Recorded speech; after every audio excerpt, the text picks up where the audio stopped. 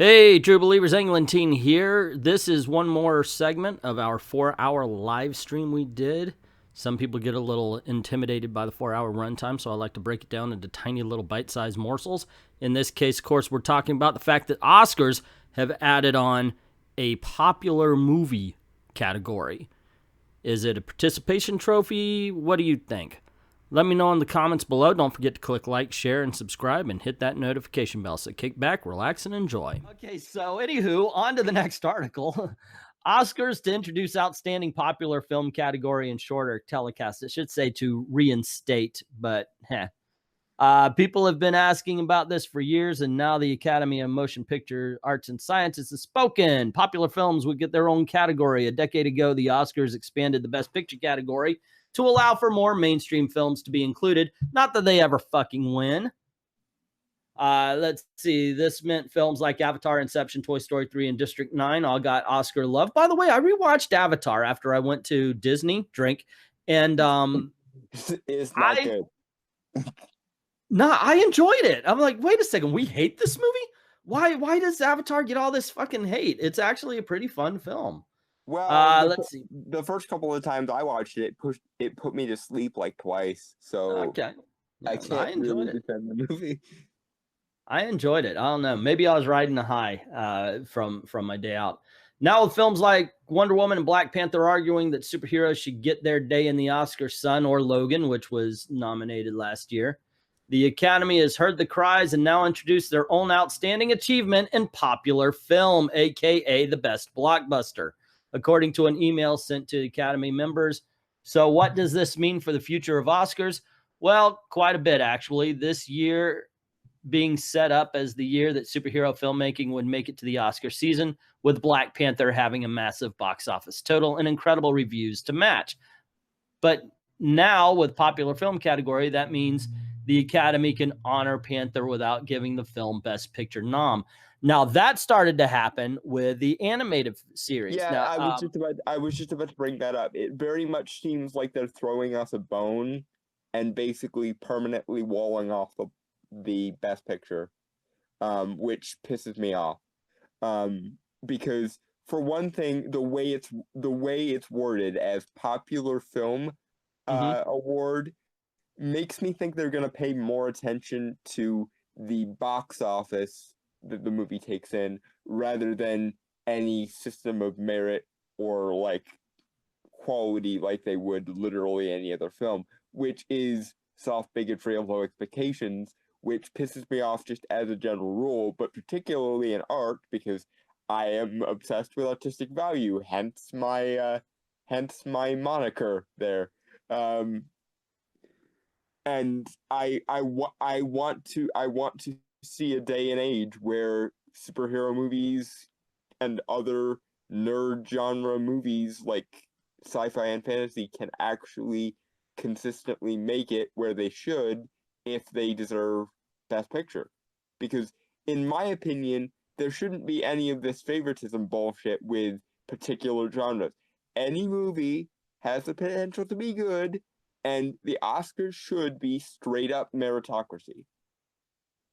It shouldn't be this, let's only nominate movies that no one saw to promote them, or let's space things out so that if a director or a writer or a particular movie wins one thing, we won't get it clustered up too much. No, if a movie deserves multiple nominations, you give it those multiple nominations. I don't care if it sweeps 7 Oscars at once. If it deserves those 7 Oscars, it should get them, politics aside.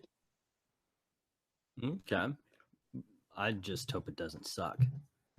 All righty. While many would see this as a good thing, the problem continues that popular movies will still struggle mightily to get true awards recognition, but there will be more discussion about this topic later, as the official eligibility requirements have not been laid out. There are some excellent popular films out there. You're right about that. I have a feeling that this is a way also for them to just shove the People's Choice Award off to the side, and they don't have to talk about the things that people actually love. It's throwing us a bone is what they're doing. The Oscars have become a an advertisement for people, for movies that people have never heard of. A lot of times you'll get a limited release movie, like say Moonlight, that won't even go into it won't even go to a wide release until it gets its nomination. And so it's like a big ass commercial rather than the awards film that we like. And also, here's the thing. I am a huge fucking movie nerd. I'm telling you guys.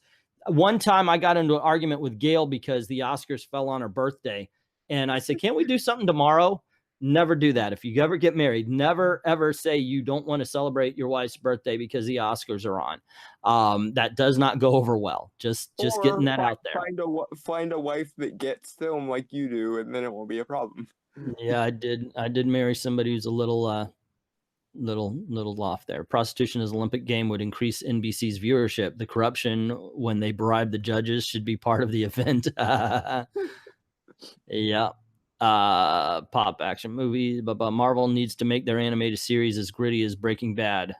Okay. Let's see, where were we? The emails sent to members also included a couple more changes, including an abbreviated runtime. Now the Oscars telecast will only run 3 hours according to the message sent. That means some categories will not be televised as usual and instead will be awarded between commercials and during the telecast. See, no, I don't like that. I don't mind the runtime. I've never minded the runtime at the Oscars. Yeah, the Oscars will hide. It's always about the content, not the amount. Like this is just another one of those elitist looking down to the plebs things. Like they think that we're so stupid that all we care about is the runtime and things like that. But I think they care about the runtime because sitting 4 hours in a theater seat is bound to be a pain in the ass. That's why they've got seat fillers. You know, you could get a job to go and sit down in a chair when Meg Ryan gets up. I don't know why I said her. She hasn't been relevant in like. So that if the cameras turn on and they need to. Yeah, it's not a whole bunch of empty chairs because all the bored actors got up to get a drink or go to the bathroom. Which I think one time somebody won something. I think it was like Allison Janney or something won like a Golden Globe when she went to the restroom or something like that. I remember. I think I remember that. The Oscars is adding Best Popular Film Core to be determined through a combination of box office fan voting and number of films co-stars bullied off social media due to constant death threats from racist trolls. I don't know what the fuck that. Okay. Oscars designated new award for popular movies just reiterates to its entire voting body and the world the inane conception that genre movies aren't as good as the they do. Yeah, that's it's but here's the thing. Low expectations thing. Here's the thing. They actually had this in the past. They really did. They had two separate categories. Golden Globes has comedy and drama and so forth separated. They are different, but I'll tell you this. Popular movie, bring it on. Okay, fine. But where the hell is the best stunt?